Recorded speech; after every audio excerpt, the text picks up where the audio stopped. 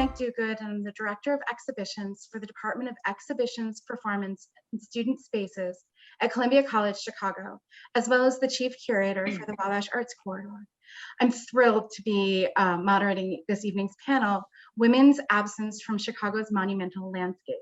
Tonight's panel is produced by the Chicago Women's Suffrage Tribute Committee in conjunction with the Chicago Monuments Project and the Museum of Contemporary Photography at Columbia College, Chicago, whose current exhibition, Much Unseen, is also here, that features the work of An Mi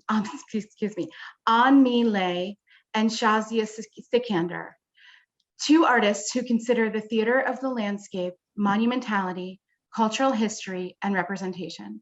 This exhibition was curated by Abigail Winogrand and is part of the initiative of Toward a Common Cause, Art, Social Change, and the MacArthur Fellows Program at 40 Initiative, which is organized by the Smart Museum of Art in collaboration with exhibition, programmatic, and research partners all across Chicago.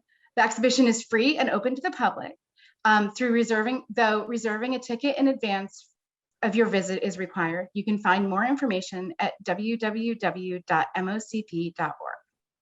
So I come here tonight because of my involvement with the Chicago Women's Suffrage Tribute Committee, who, in conjunction with the Wabash Arts Corridor, is commissioning 2 murals celebrating women and the work of local activists in obtaining the right to vote, and the modern struggle for equality. On the Wings of Change, a Chicago suffrage mural created by Yasmina Kazaku and located at 33 Ida B. Wells Drive, honors the work of Chicago suffragists in obtaining the right to vote. Through portraiture, this mural ensures that the stories of women's activism are told and not forgotten. A sister mural created by Dorian Sylvan, located on the University Center, adjacent to Yasmina's work, will be a text-based accompaniment to the suffrage portrait mural and will reference the struggle for equality that continues to this day. Both murals will be installed this fall and will be added to just a handful of public art dedicated to women in Chicago. Though women make up more than half of the population in Chicago and are noted for their significant roles in shaping the city's history, they make up a minuscule percentage of the monuments in the landscape. And when I say minuscule, that's not an understatement. There are some plaques, a very few busts. Only one full-figure statue exists of Justice Laura Liu in Ping Tom Park. And there's also a monument to Gwendolyn Brooks in Brooks Park. But I want to mention that on the Parks District website, there's a small note listing it as temporary, despite the fact that it was installed more than 3 years ago. That's it. It's a short list that's about to almost double with the addition of the Ida B. Wells monument that's being installed in Bronzeville right now. And if we add murals to the list, such as Sam Kirk's mural to Dolores Huerta, or the murals that we're adding this summer, the numbers get a little bit better, but still only a few muralists are working to ensure that women are represented in the growing painted landscape in Chicago as well. Simply put, women and women-identified people are left out because systems of racism and sexism have kept important figures, movements, and stories on the fringes of history and out of direct public view. Today, we're going to examine how we can do better. We will look at how we can make monuments to women and women-identified people in a myriad of ways, talking through how we are changing the landscape of monuments, how we can dispel the great man myth by looking at movements in a way that is beyond one person, how we can ensure that the history of women, how we can ensure that the history that women have helped create is as visible as their own likeness, and how through collectives of archivists, historians, and community members, we may bring lost stories into the light. With that, I'm going to introduce tonight's panelists, and we have some really amazing people here tonight. Michelle Duster is an author, professor, and public historian, and a champion of racial and gender equity. She has written, edited, and contributed over a dozen books. Her most recent, Ida B. the Queen, The Extraordinary Life and Legacy of Ida B. Wells, was released on January 26th. She has also co-written a popular children's history book, Tate, and His Historic Dream, co-edited Impact, Personal Portraits of Activism, Shifts, an anthology of women's growth through change, and Michelle Obama's impact on African-American women and girls. She's also edited 2 books that includes the writing of her paternal great-grandmother, Ida B. Wells. Her advocacy has led to the naming of streets, monuments, historic markers, and other public history projects that highlight African Americans, including Wells. She's currently working on 2 children's picture books that we published in mid-2023, and several public history projects that will feature women trailblazers. All right, Sam Kirk is a multidisciplinary artist who explores culture, identity politics through her artwork.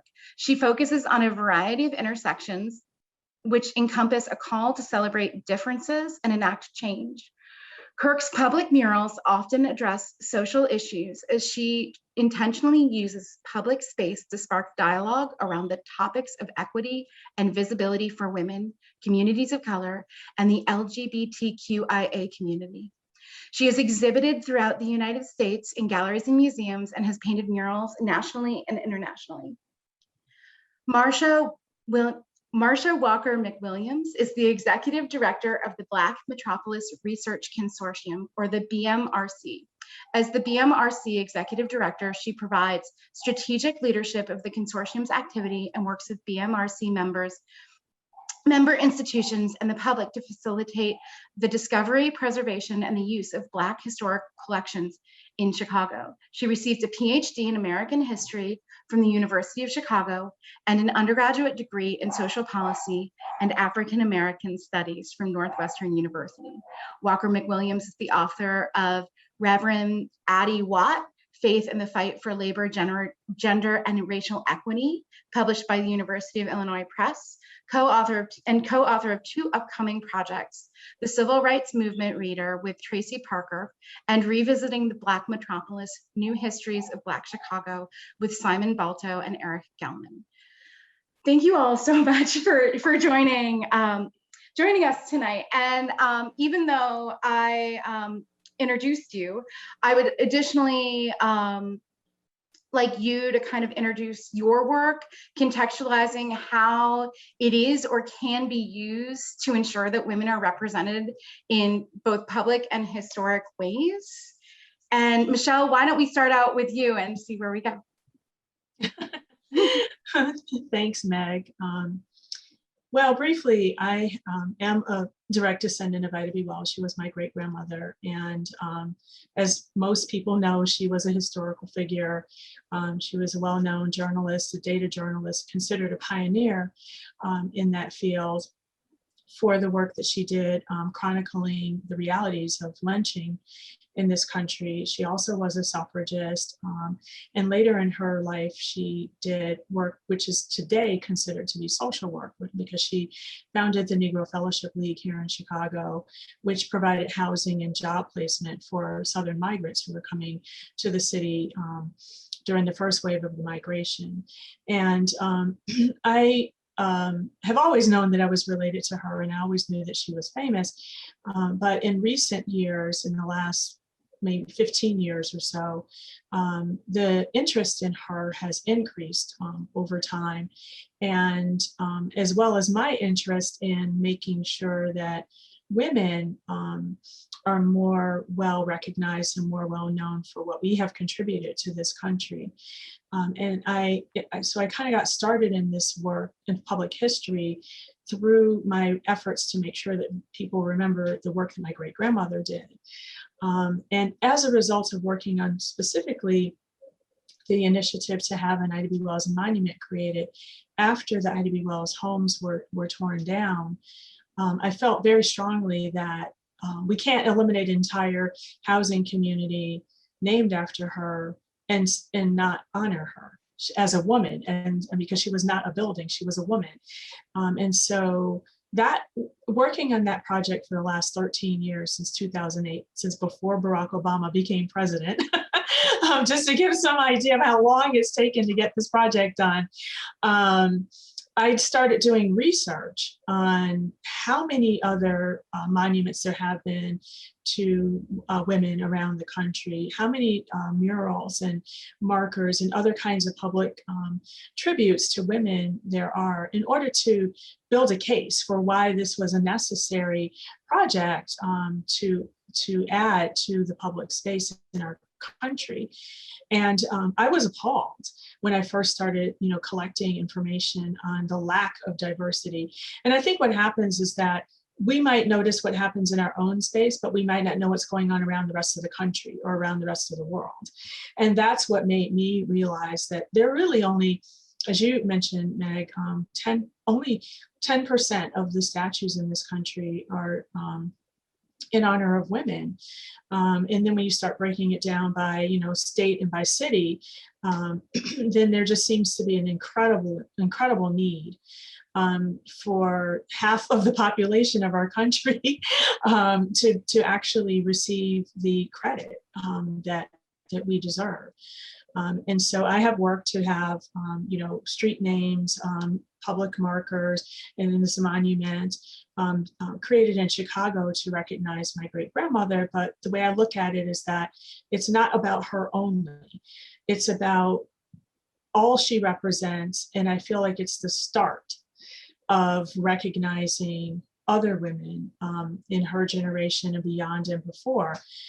So I don't look at this as an end game as much as the beginning, launching point of recognizing all of the women that really do deserve the monuments, and also those who might not be public figures, but still work behind the scenes to make these so much work and so much progress that have happened in our country be made, because most of the time people work collaboratively.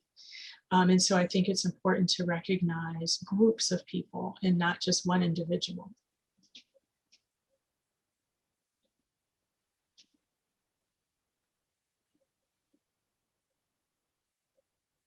So I don't know if Sam wants to continue. Yeah, I can jump in. I wasn't sure what the cycle was. Thank you, Meg, for introducing me. I'm a public artist, multidisciplinary artist, and I think, for this particular topic, I'd like to speak more on my work in the public space. My work in murals is mostly informed by current topics and inspired by individuals that are living currently. I definitely do look at history and am inspired by history and some of the things that are missing, especially stories and visibility. But a lot of my work has to do with the challenges that we're currently facing, because I feel that there's an opportunity to use art to change the things that we're dealing with in order to make the future different. In that, it's not just the content that is being created and not just the narratives that are being put up on the wall and the portraits that are being painted or the stories that are being shared, but also the process of developing the work.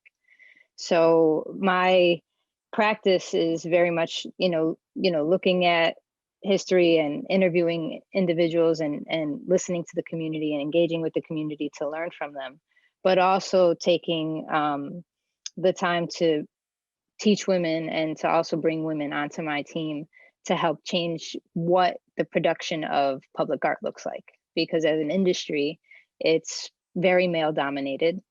And the only way that we can change that is for more women to be doing the work. So I'm really more interested in the practice of developing the work and who's physically out there doing the work, and making sure that women are a major part of the production of a lot of the public work that we see in the streets today.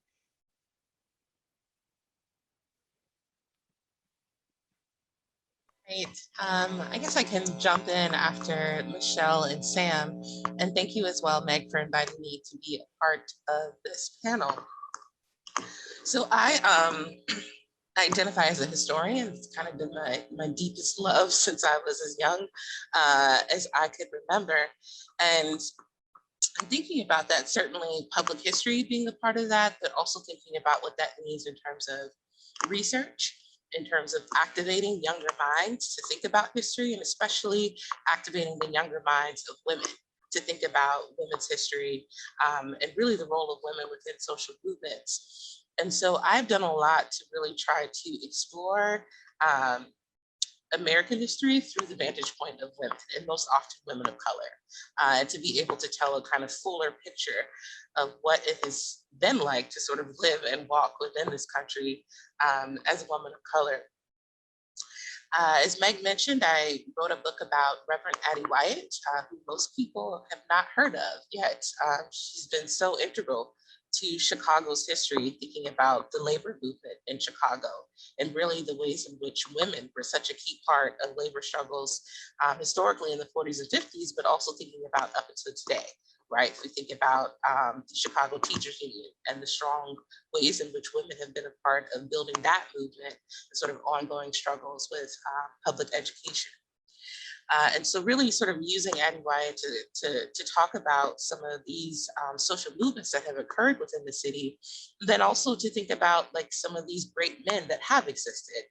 For example, Harold Washington.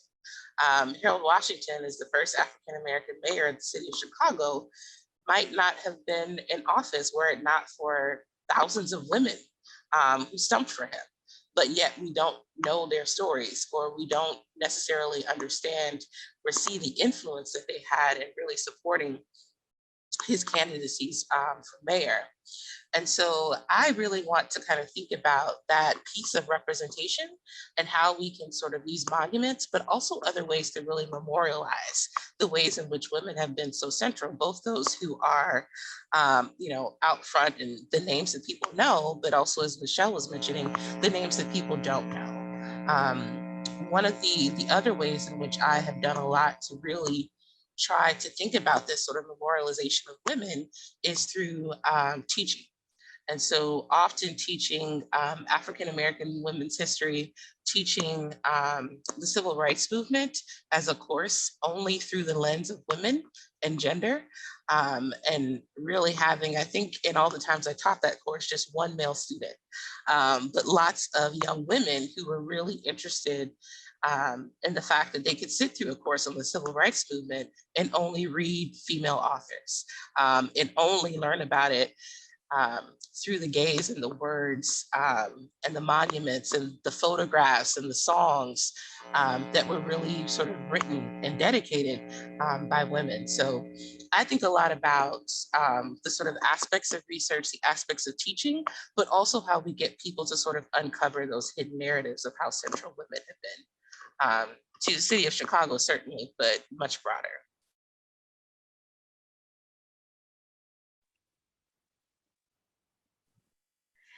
So I think, everyone has touched on kind of such amazing things here, and I'm gonna move our questions around a little bit, actually, because I think kind of touching on this idea of collaboration, which I think all of you kind of touched on, and thinking about like monumentality and how because almost all monuments are pretty much to white men. It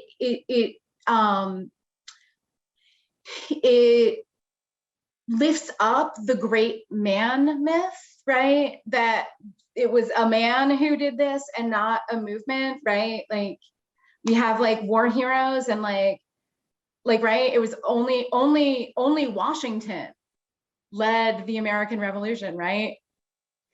There were not a whole bunch of anyone else. It was just Washington, and that is who gets most of the statues. So, and I think as women are getting more inroads, right?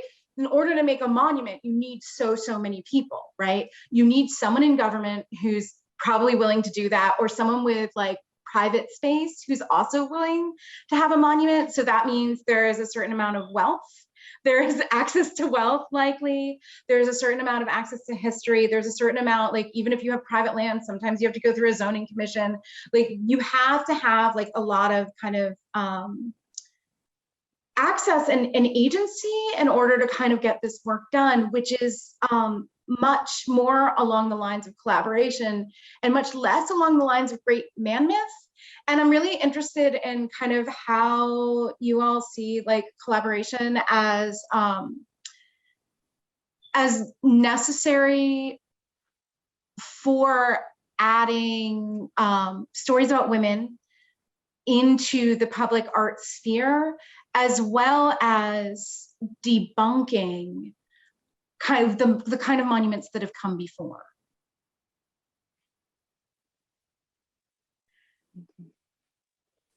Well, I mean, I can jump in on my part. I mean, it definitely plays a large role in public art in specific. I think in learning history, but also in learning about a lot of the people that we don't know about. So both Michelle and Marcia mentioned that, like, there's so many different people that are elevated and put on a pedestal, but then the people that have helped them or have helped to create things are often not mentioned or not considered. So for me, in particular with my public work, you'll notice I don't often highlight one individual in specific.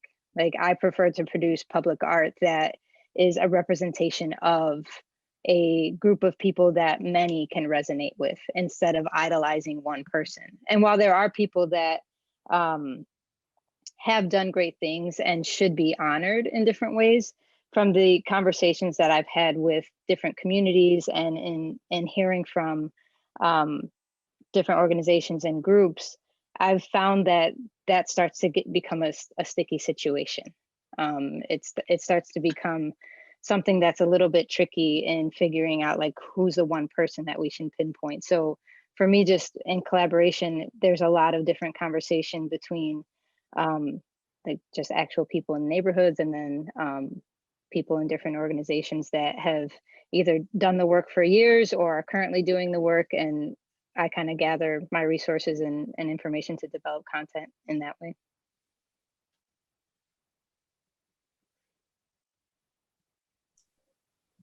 Yeah, I mean, I can add to some of the things that you mentioned, Meg. Working on the projects that I've been involved in. I mentioned the ones in Chicago, but I've also been involved in some other projects in Memphis and Holly Springs, Mississippi, which is Ida's hometown. And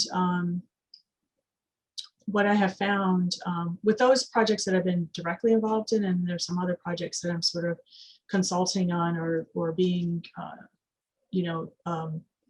I'm involved in some sort of periphery way. And what I've really noticed is what you mentioned is they're in addition to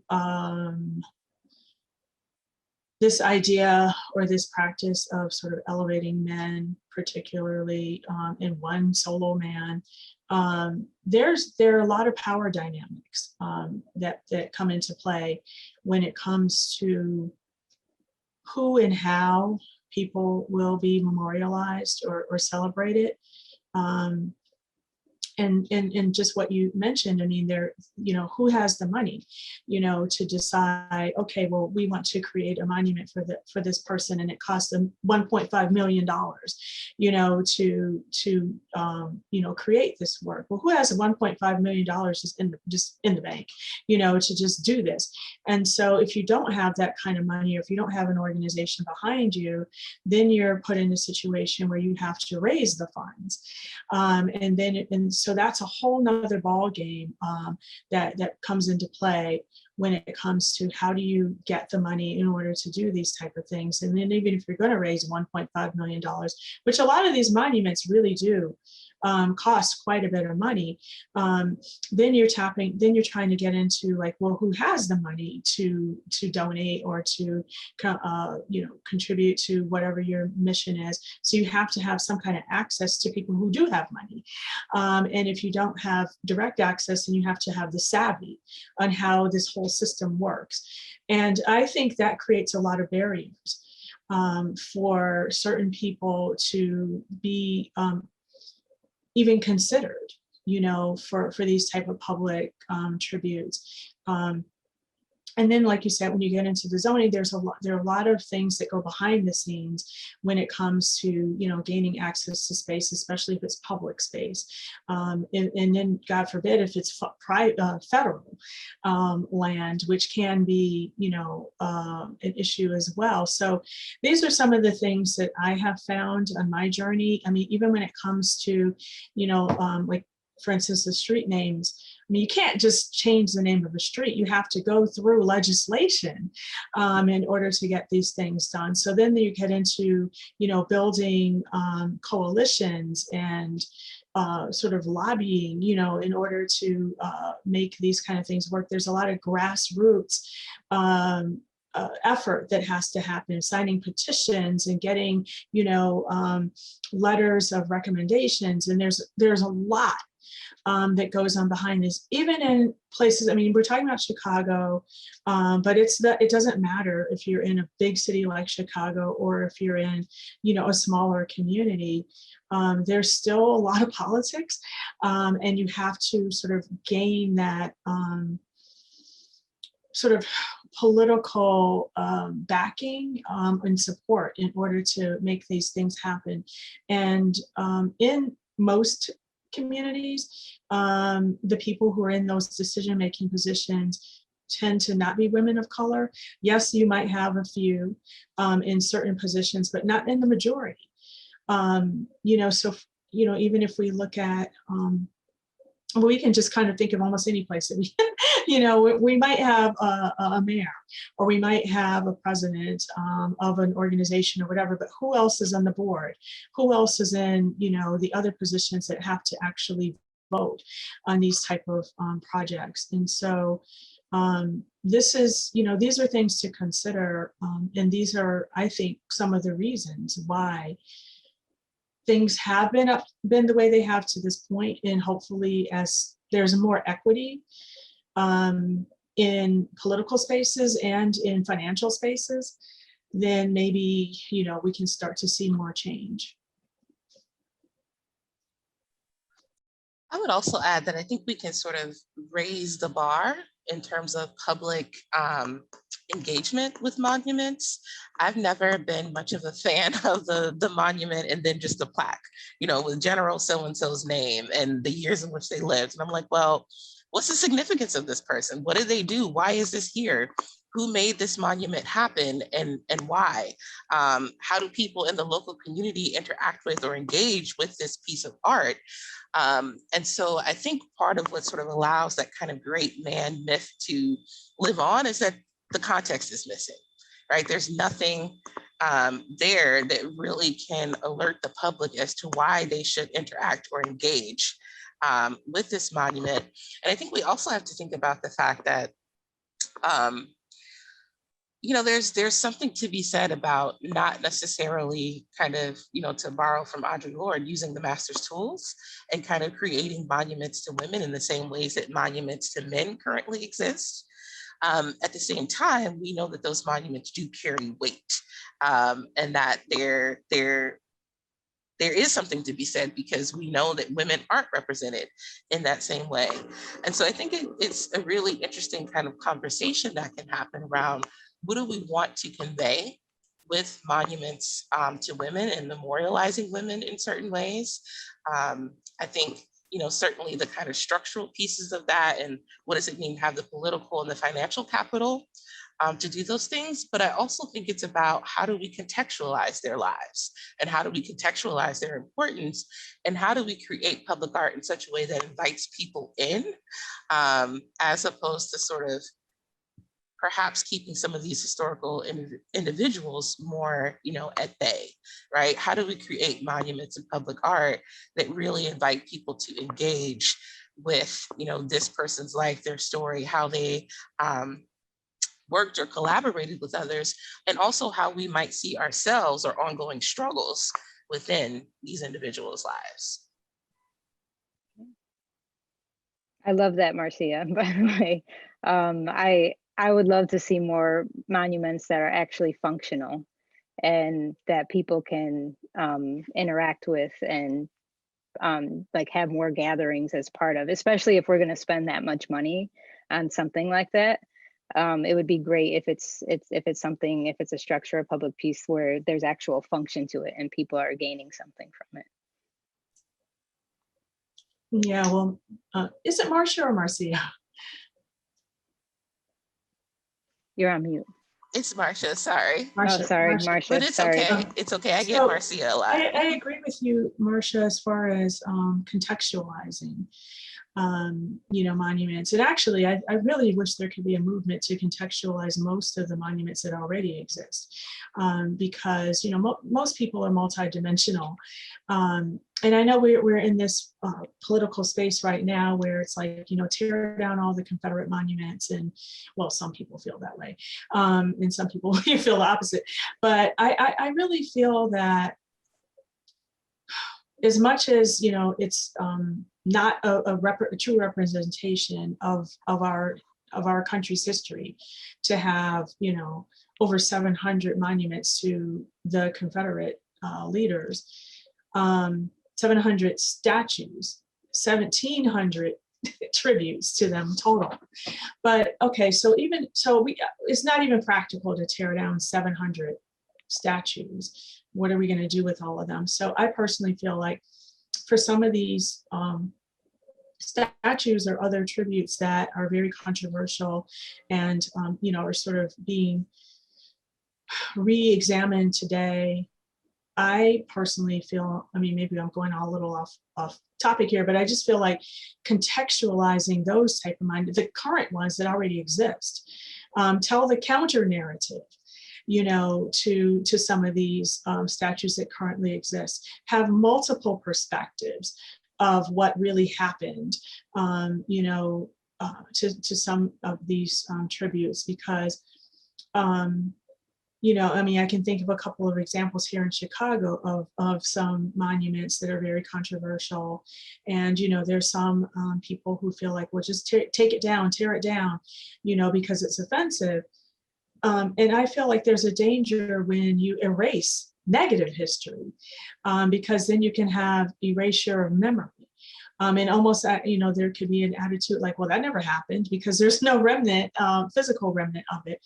And so I think that basically all of the monuments that currently exist can be contextualized, and then the new ones that come into, in creation in the future can be a little bit more multidimensional and, like you said, interactive, just a little bit more sort of creative and maybe multimedia, multiple mediums that are sort of interacting in the same space. If I can just jump in to respond to Michelle, I lived in Houston, Texas for a number of years. And so lots of monuments to Confederate folks, to folks who were not necessarily equitable or inclusive, to Latinx communities, the erasure of indigenous communities. And so there was often a lot of discussion about these sort of monuments and statues to, Confederates and others. Where is that counter narrative, right? If we're talking about the Confederacy, how are we memorializing, folks who were enslaved? If we're going to have monuments, for example, to Christopher Columbus, how do we think about memorializing, indigenous communities? And what would it look like to do that in a way that is culturally appropriate for those communities? And so I think this conversation about how we create monuments or spaces to engage the counter narrative, or to think about moments in history or moments in contemporary life from different vantage points, I think that's amazing. And I think if we were to open those up as these kind of interactive sites where people are able to see this over here, but then also see this over here, and start having that conversation about, well, what does this moment really mean? And what do I think about it? I think, again, allows people to have that more kind of interactive engagement with, history and monuments.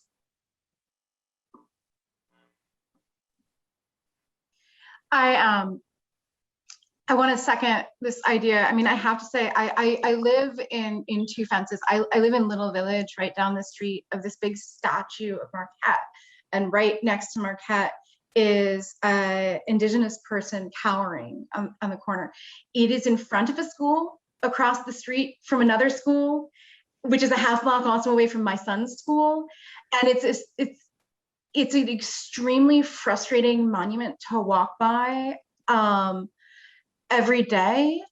And I would love, some days I'm like, can we just melt it? Just like melt it down. There's an artist, Nicole Mariqueen, who's done actually a lot of work on the school walkouts that happened actually on that same spot. I'm like, can we just melt it down and, you know, recast like some of her work right there as a site? And then other days, you know, I want like 6 other monuments there kind of talking about it. And also like that monument has nothing, like Marquette was not there. Marquette did not like land in the middle of a little village. Like, you know, there's also this like why is this here? Like, I mean, so like in contextualization, I'm always kind of thrown off by geography so often.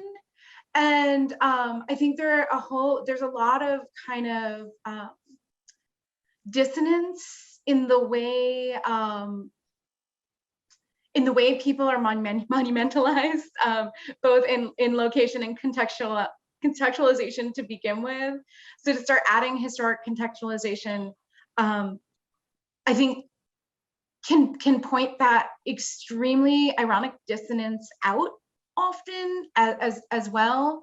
But I do run on kind of both sides. I'm like, I just don't want to look at that anymore. And then I'm like, I just really want someone else to do something about it. And I think in a lot of ways that is hopefully like a lot of people. And I think one of the things that kind of contextualization points to is like this importance of constantly searching out new histories, especially ones kind of by and about and for those neglected or misrepresented by the mainstream. And I mean, I think we've kind of pointed to the power that is kind of derived in opening that up. But I also want to know, like, is there a larger purpose to do this that leads beyond the legacy of monuments? And I guess, Sam, kind of thinking about your work now, also like thinking about how monumentalizing or creating these works with groups of people, like kind of how does that project a new history like 20 years in the future? Because we all know murals actually last a lot longer sometimes than everyone thinks they do. Yeah, they do. But, you know, the beauty of murals, for me at least, is also that they're temporary. They're a moment in time. And I really appreciate that. I mean, there are a lot of murals that are preserved and that we restore. But I really enjoy painting murals because it's a moment to learn from the community at that time and what they're going through, and for that to document the history of a community, maybe for 10 or 20 years, but then you get to change it. And that's one of the things that I really enjoy about creating murals. And you know, when you change it, you don't have to necessarily create something completely new, but in the moment that you create a new piece, you can then talk to the community again once things have changed and learn from them again, you know, to see, okay, how has history shifted, or how have things changed in the last 10 years, and then put that on the wall. I'm also just really fascinated with how public art and murals in particular really get the community going as far as conversation and what that brings up in different groups in the neighborhood. And yeah. I would just like to say one thing I have found in the projects that I've worked on is that there comes a point in time where it's pretty much almost impossible to include everybody who feels they should be included. And it can get very messy. And Marcia, I don't know if you've found this to be the case, but, you know, I mean, like I've been involved in some projects that are about, you know, including several, you know, different individuals. And then, so then you kind of get into, well, why are these people and not those people? And what about this person? What about that person? And so it's as hard as you can, as hard as you try to be as inclusive as possible. It is impossible to include everybody. So then there has to be decisions made on, you know, what the criterion are for the people who will be included. And so it's very tricky, you know, to kind of balance that out, like being as inclusive as you can be, but also, you know, it's just inevitable that somebody's going to be upset that this person or that group or whomever, you know, wasn't included. And so, you know, I think that's where, I guess for me, I feel like that's where you can start to have maybe more than one way, you know, to have people included. And so maybe on a mural you have 10, 15, 20 people represented, but then you can have, you know, live performance that, you know, fills in the gaps of some people that feel like they were excluded, or an interactive website, or, you know, some other kinds of ways that, you know, that can make everybody feel like they're included. Because there's just a limit, you know, to how much space there can be, unless you have something that's very concrete and there's just no debate. You know, for instance, if there's certain founders of an organization that's set, there's no argument, you know, on who was involved in the founding of an organization, or, you know, who were the officers of, you know, some kind of you know, group or movement or things like that. But other kinds of things can be a little bit more touchy. I don't know if you found that to be the case, Marcia. Yeah, absolutely. Because I think we have to remember, I mean, certainly like representation matters, and it matters for people to be able to see themselves and others, or to see their communities, or to see the groups that they belong to represented. But then we also have ways of marginalizing others within groups, right? So for example, I was in a meeting not that long ago about, you know, what would it look like to have more monuments to African Americans in Chicago? And then the conversation quickly became, okay, well, African Americans, yes, but what about folks from the diaspora? And what about, you know, immigrants of African descent in Chicago? Or if we're thinking about, you know, folks who are cisgender versus transgender. And so it really does get to the point where there are conversations that have to be had, and discussions about, you know, how inclusive, you know, these monuments and memorials will be. But I think you're right, Michelle, that there are other ways to activate that through programming, or through inviting people to say, here are all the folks represented in this mural, who is missing? Who should we have included? And that then becomes a public dialogue, right? Or a space to kind of engage that, so that people still feel like they have a way to, you know, get involved in the conversation, and to really think about who is being kind of memorialized. You know, you would think a year and a half into COVID, I would be able to mute and unmute very seamlessly, and I still can't. Thank God I don't need to share my screen tonight, because that is not easy either. So I'm gonna ask kind of one more question, and then we will open it up to audience questions. I know that there's a Q&A. Feel free to leave questions in the Q&A, everybody. And I just kind of want to think about, like, I kind of, Marcia, building on what you were kind of saying about like this kind of call and response, it would be so amazing to see folks in public art who have like access to, let's say, like an entire side wall of a train, let's say running down 16th Street, or you know, like all the train lines that go into Chicago, and you would think like, okay, so this year we're going to do one mural. We're going to do one mural, and the community is going to choose who it is. And then the next year we're going to have a conversation and figure out who's left out, and we're going to do the second one. And then over the course of 20 years, you do one mural a year, and you would get to see this continuum of like community conversation around history.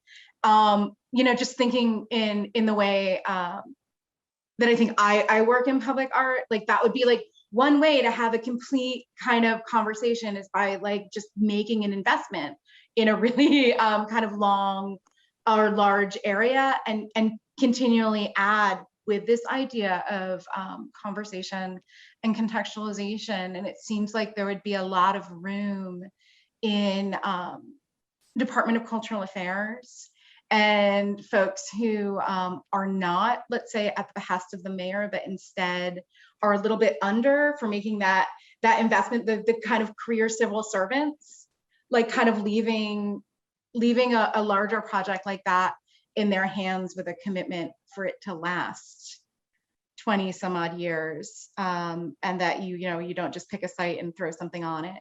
You pick a site and throw something on it like 20 times in 20 years or something along those lines. That would just be one way.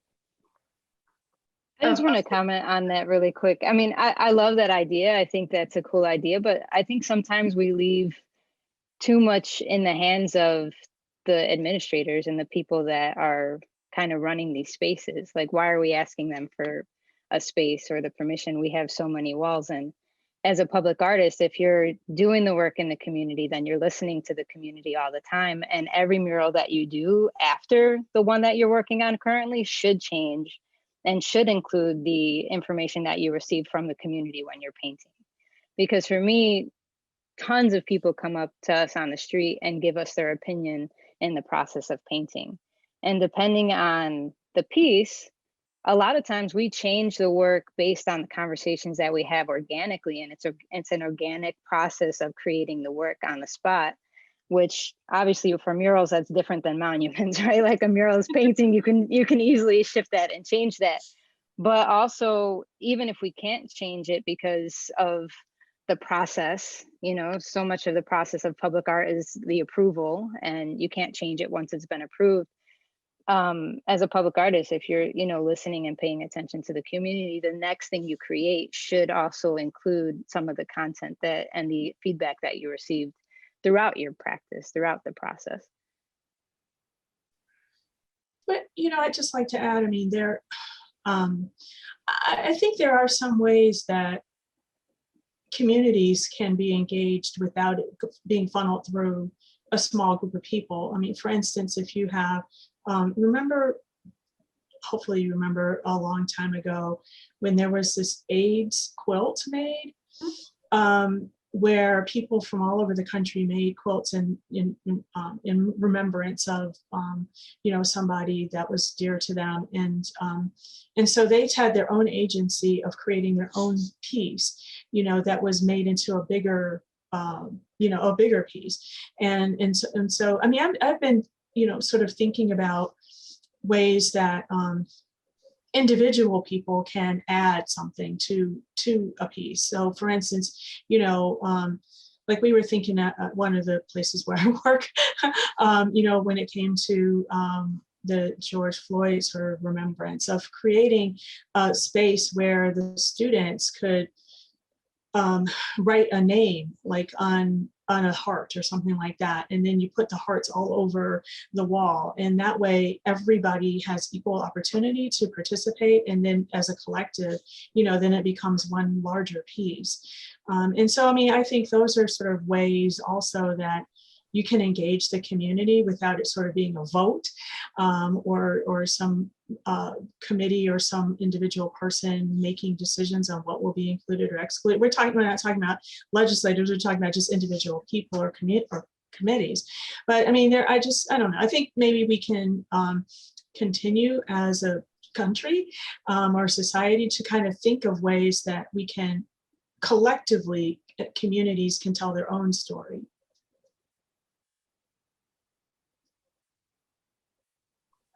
And just to jump in, also how we document that and preserve that, I think is really important. There's a certain kind of, somewhat fixed nature to monuments, depending on whether or not they are going to be removed or changed or whatever. But murals can be painted over, or they can fade over time. And so I also think just about how we kind of document those and preserve them somewhere so that people can see what used to be there, and what has existed. Because that's the other piece of this, is that the things that we're creating today For us, we might look at it and say, okay, well, we're trying to represent history, or we're wanting to kind of document our community, but for future generations, that will be history to them. And so we also have to think about, how do we preserve the work that we're doing, and how do we document why we're doing these things and the kind of conversations that we're having, so that future generations can look back and understand the process. And I think for me, just kind of being a historian, I'm always thinking about the context, like who did it, when did they do it, why did they do it, how did they do it, and kind of capturing that for future generations. Well, and I guess that is the big question, right? How do you keep that context in the public eye? It's very, very easy to keep a bronze or stone statue in a public eye. They're heavy, they're hard to move, and they're weather resistant. So those things can stay up for, hundreds, if not like thousands of years without much shift. So if we are talking about how to kind of balance stories and keep more stories preserved and in public, how do you manage that materially, and how do you kind of ensure that the context isn't ephemeral?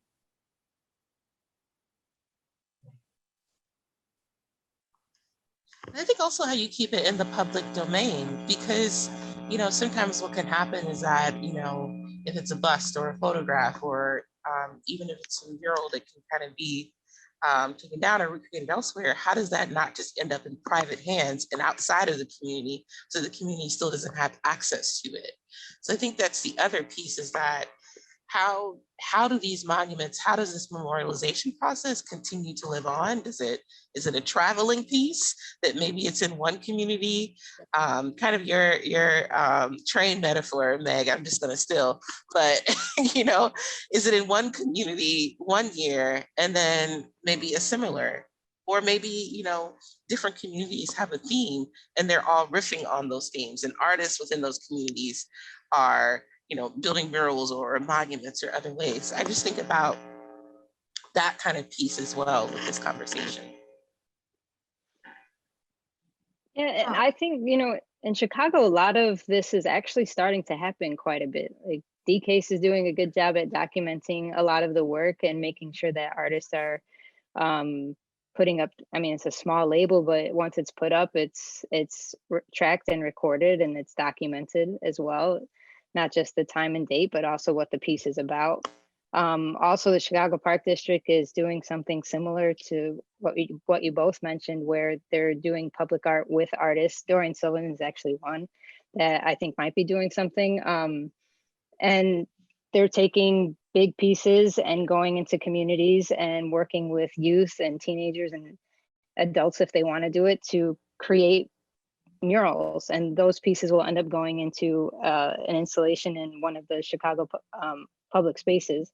But I feel like Chicago, at least as a city, is starting to do a lot more interaction with community, so that it's not just the artist creating the piece, but the community is creating it with them, and it is coming from their experience, their voice, their interest. And I've found that a lot of artists as well in Chicago, public artists, do really work with the community to learn from them and create the content based on the conversations that they're having with community members, not just organizations, or not just like board members for some of these bigger groups.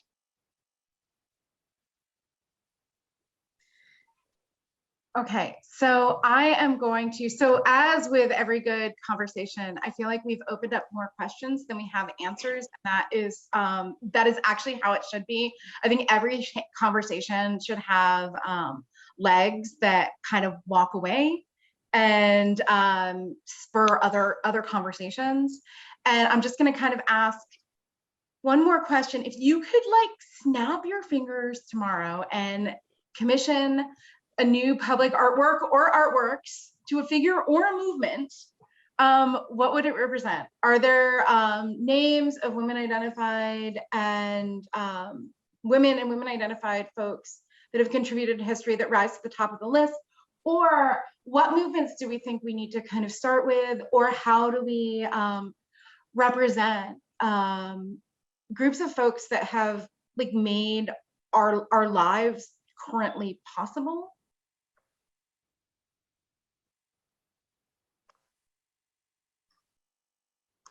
Well, I can start. I mean, Meg already knows my answer.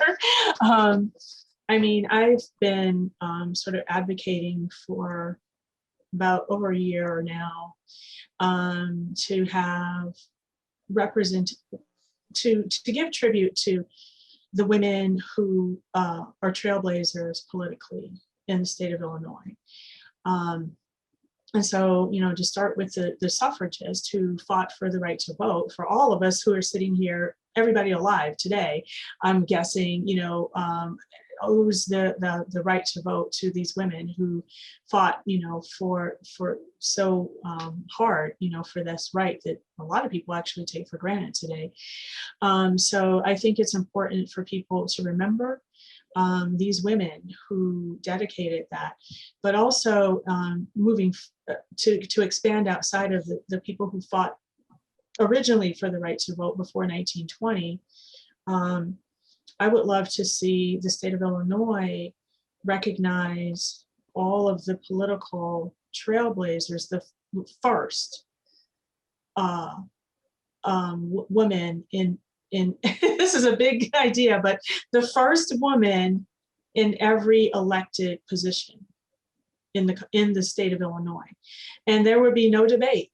Hopefully, there will be no debate on who was the first woman in whatever position, elected position throughout the state. And there would be like a women's political trailblazing tour or whatever around the country. And I really think this would be, well, hopefully it would be very inspiring to girls to be able to see like a wall or some kind of way to see multiple women represented who were, you know, the first county clerk, the first sheriff, the first, whatever position was an elected position, and see the dates and maybe give one sentence description of the woman. And that would be like a collective way to document our state's history. That's what I would love to see happen. I would love to see something for Indigenous people, Indigenous women for sure, without a doubt. I think, you know, we definitely have monuments of Indigenous men, but we don't have many of Indigenous women. And even that the men are in versions of what we have learned in our American history. So I think if we were able to create a public piece around Indigenous people, it would also give us an opportunity to actually learn their history from them in a way that's different than what we've learned.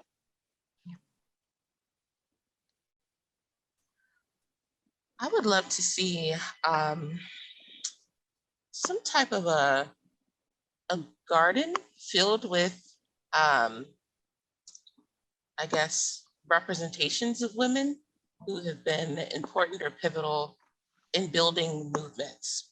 And so I think about folks like Hazel Johnson, the mother of, you know, of environmental racism, having a representation in a garden and you being able to go and read about her.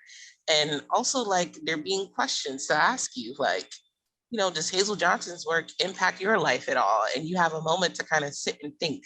So that whole kind of like interactive thing. And then there would be other women who have done, you know, important things with different movements or communities.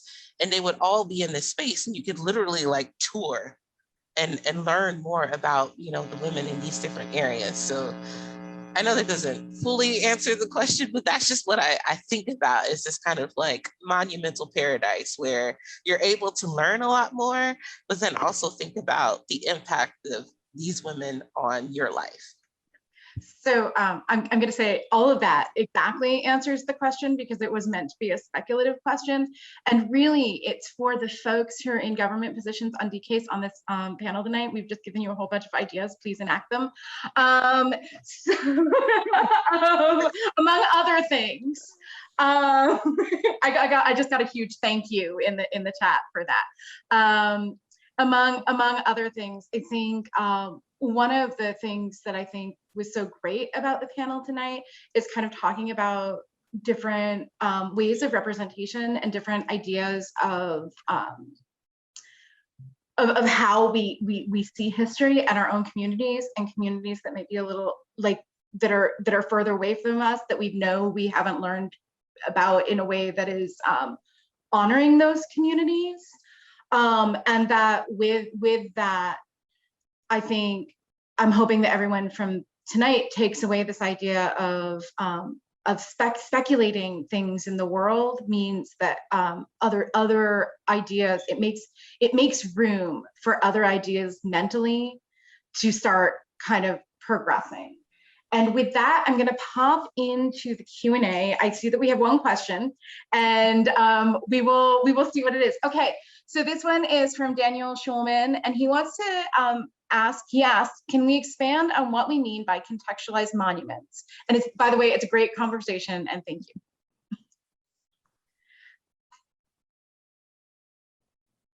Well, I could just give one example. In the city of Memphis, there are multiple statues of Nathan Bedford Forrest, who was a Confederate general, a slaveholder, and he was the aggressor when it came to the Fort Pillow massacre during the Civil War. And so by some people's standards, he was really not a good guy. But you know, obviously for some other people, he's a hero. But there are multiple tributes to him in one city. And my idea, I mean, some people want to take down every statue of him and just erase the fact that he ever existed. My idea to contextualize it is to have a plaque or some other thing that says, and by the way, this guy owned slaves. And by the way, he was the aggressor when it came to this massacre at Fort Pillow. And he also, you know, was the leader of the Klan. And those are the things that are not on the plaque, you know, that say that he was this great hero. And so that's an example of what I think is contextualizing, is to tell the whole story of who he was and what he did. And none of it is made up. None of it is judgmental. It's just telling the whole story. And then to also, you know, contextualize it, to have other information about other people who represented the opposite side, who were the Union leaders, who fought against him as the Confederate leader, to tell their side of the story, because it was a civil war, which was a war that was between our entire country. And so why just only talk about the Confederate side? Talk about the Union side also. And so I think there could be a lot of different conversation to put Nathan Bedford Forrest into historical context of what he stood for, what he was fighting for, what you know, his point of view was, and who had the opposite point of view, and all the different perspectives. In that way, it would tell the whole story. And I would add as well about contextualization, what has been the public perception? Because there are so many monuments that are controversial. You know, the one that you brought up, Meg, about Marquette and the Native person sort of cowering. I think it would be important, if that monument were to stay there, were to exist, that there would be a mention of, you know, there have been protests around this monument. There are constant questions about whether or not this monument depicts Indigenous people in a cowering stance, and what that means, right? I think there's also a piece of this that we have to understand. When were these monuments created? By whom and why? What was the need to put Marquette in Chicago with this Native person, when really, you know, there's much more significance of Native history on these lands that could have been highlighted there, but why wasn't it? And so when we don't have that context around these monuments and understand in what moment they were created and why, then we're left thinking, okay, well, what is this? You know, do people agree with this? What is the conversation? And so I think the contextual piece is also how and why it got to be there, and how are people engaging with it? Even if that engagement is in a negative way, I think that should be a part of that monument sort of life.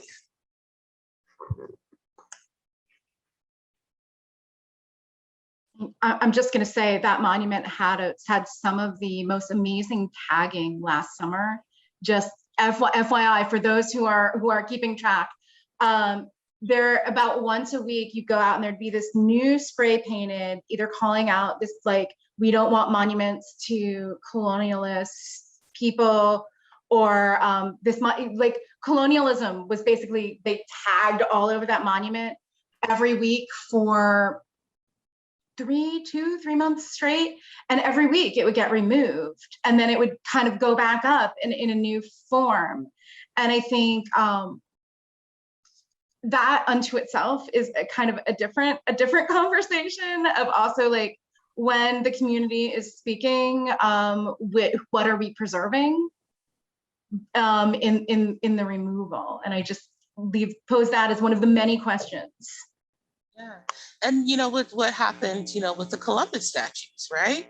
And the issues with certain Italian American communities and everything that was going on there.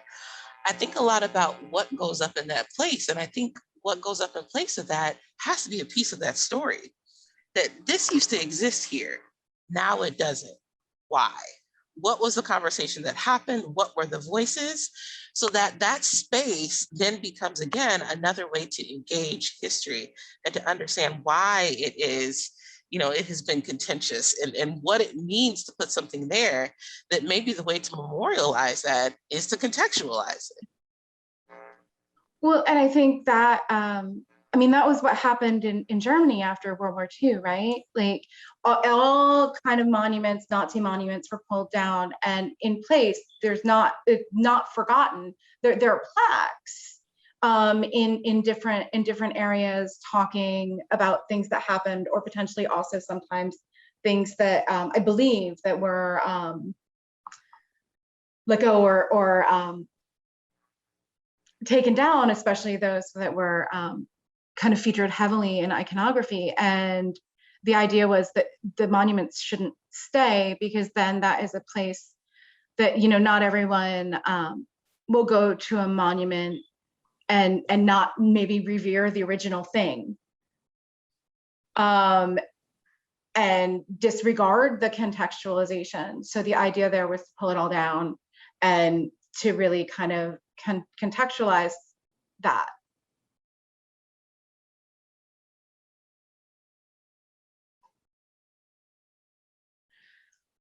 All right, let me see if I have any more Q&A. Okay. This is from Carlton Elliott Smith. Thank you so much for your question, Carlton. Do you have concerns that new monuments in honor of women and women-identified people can be defaced by some future protesters? And if so, what can be done to prevent that? And also a thank you for this engaging conversation.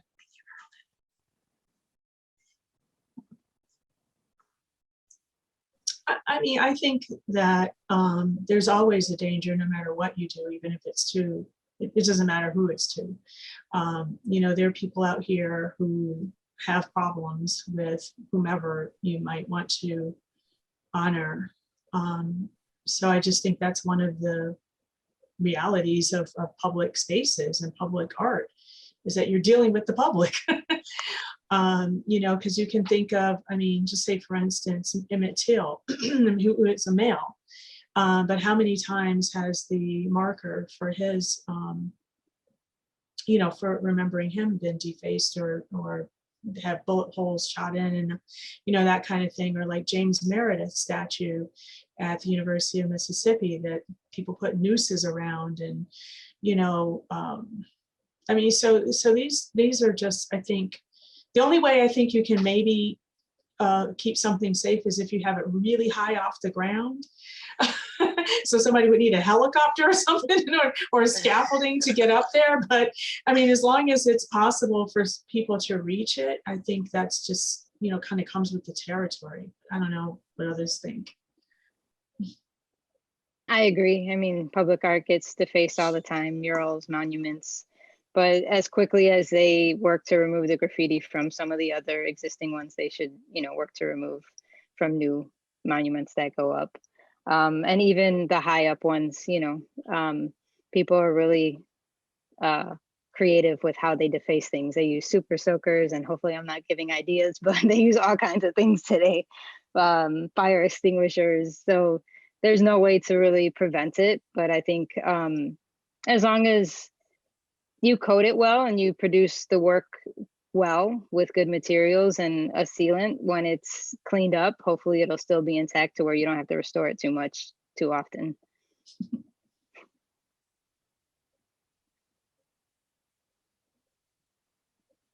I mean, I think that brings up an interesting conversation about how people engage with public art as well. Because, I mean, for instance, I saw in Portland, Oregon, that this woman defaced the statue or the bust to York, who was the enslaved person who traveled with Lewis and Clark on the expedition. That we only always hear about Lewis and Clark and never about York. But this woman just went and spray painted the whole thing and, you know, defaced it. And it's like kind of interesting to me, the idea that people will decide, well, I have a problem with this person or what they represent, so I'm going to deface an inanimate object that is representative of them. And so to me, that just kind of shows how, I guess, some people sort of transfer their feelings about a real person to an inanimate object that represents them. And it doesn't really have anything to do with the artist, because all I was thinking when I saw that the spray paint that was all over it was like, oh my God, the artist, you know, who created this is so disrespectful to the artist. It's their work, you know, it's not York. But you know, so I'm just kind of throwing that out there as far as how people engage. We were talking about people engaging with public art in a positive way, as far as how it represents them and how it tells our stories. But then also people engage with it in sort of negative ways, or like how they use it to protest or you know, things like that. So either way, there's this interesting sort of a way of engaging.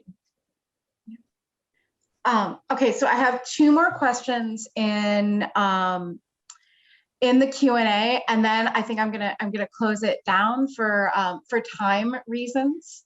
So this one is from Nisa Page Lieberman, who many I think on this panel know and love. What are your thoughts on the city's role in participating in commissioning of new monuments?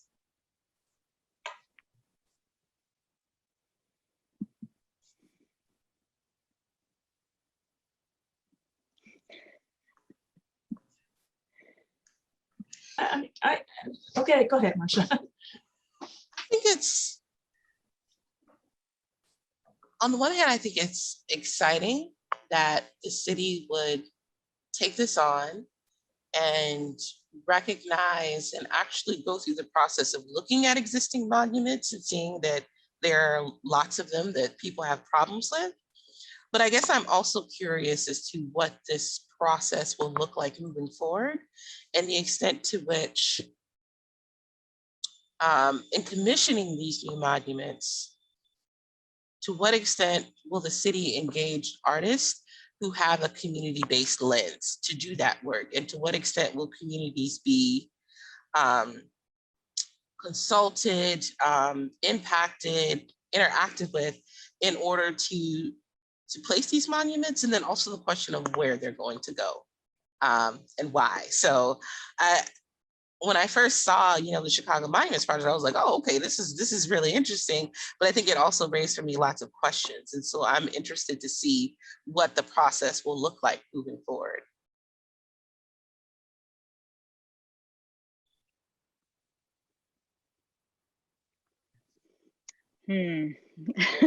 So many ideas, so many feelings.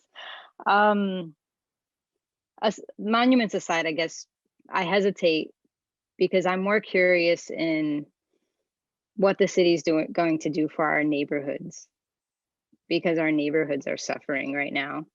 And while I'm a public artist and I make my living off of public art,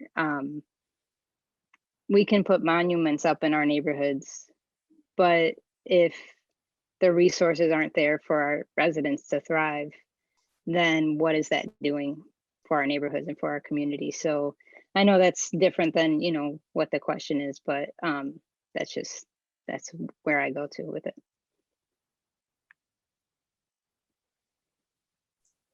Well, I would just like to say that obviously we have a lot of issues to deal with that are maybe higher priorities than statues or monuments. But outside of like the problems that are not about monuments, I would just say that I think it's a good thing to have some public support or support from public institution or spaces, because I mean, like the city of New York is doing this also. They have their initiative to create one. I mean, it's a small,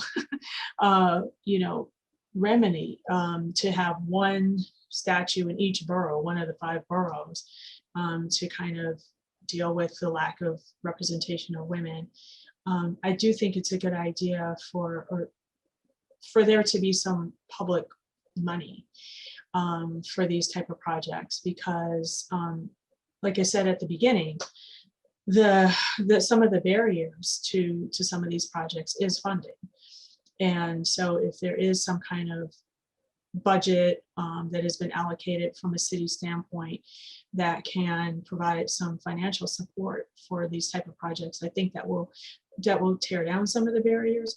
And I do know, some of you probably do know that Santa Fe, New Mexico in particular, that's the one place I can think of off the top of my head, has a certain percentage of their city budget allocated to public art.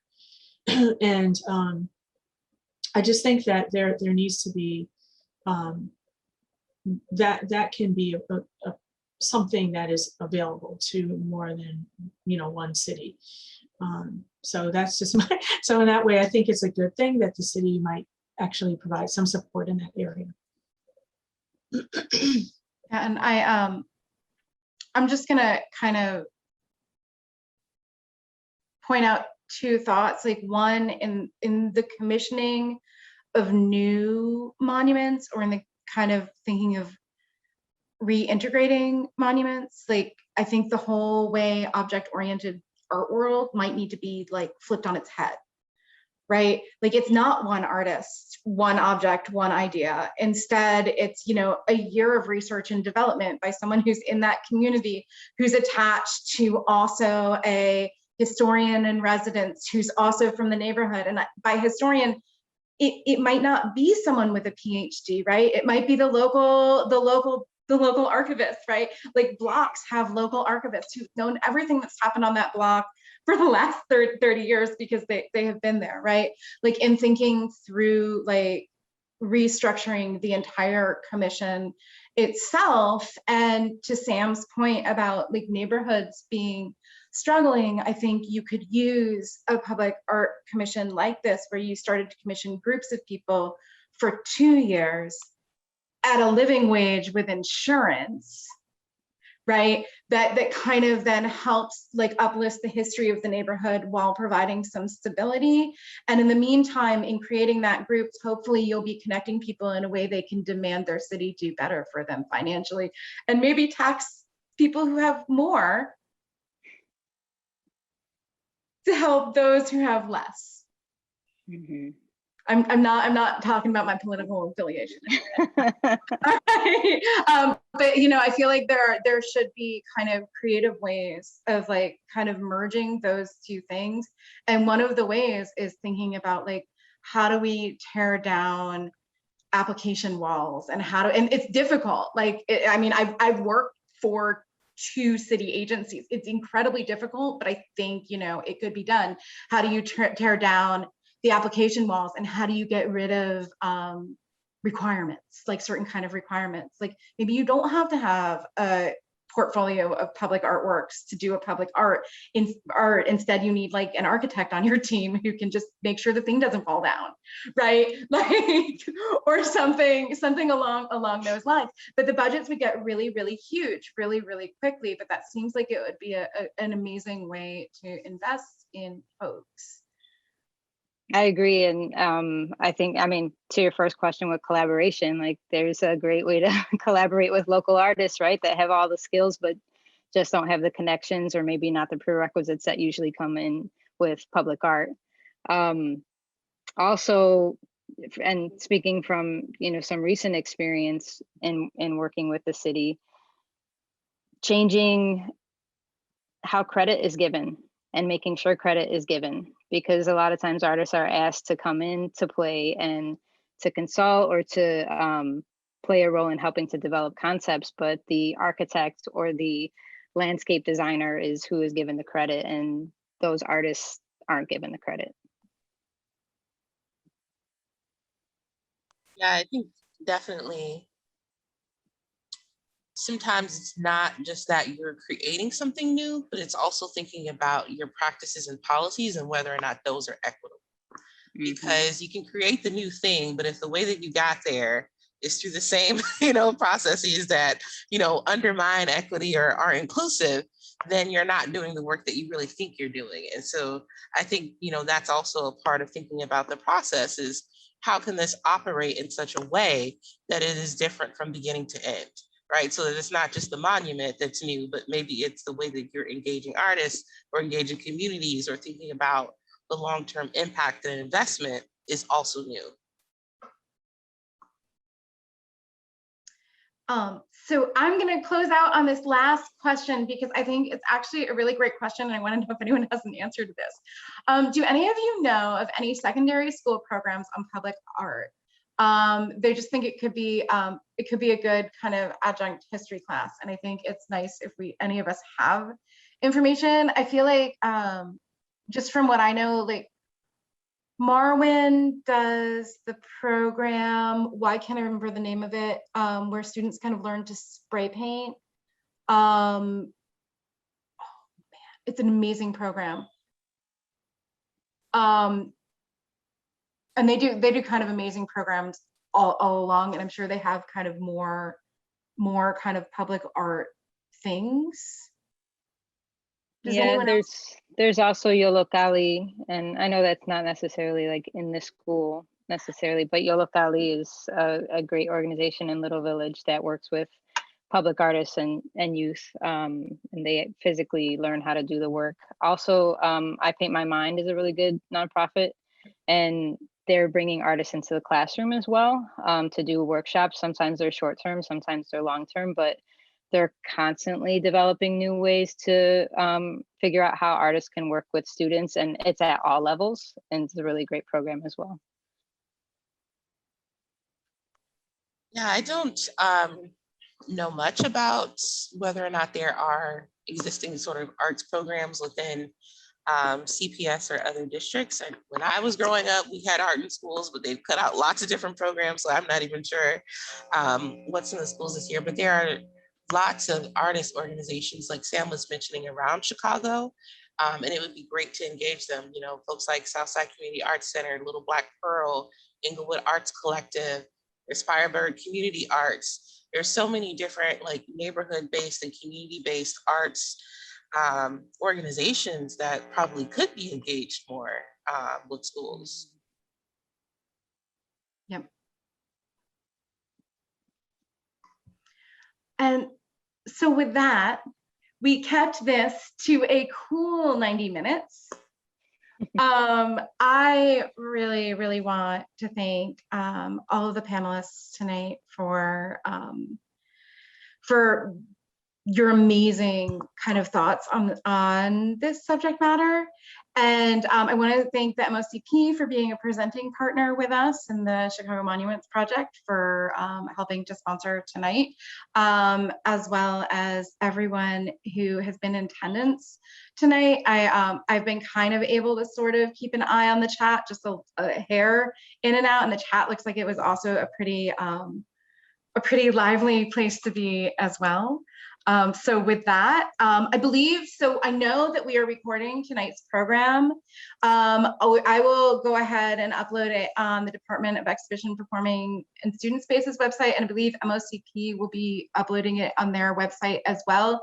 So we will email not one, but 2 links to all the registered attendees. You can choose your poison. Same program, 2 different sites. And you can share and watch it over and over again and share with your classes and kind of push it out into the world probably in 7 days. With that, thank you so much. Thank Thank you. Thank you all. Thank you.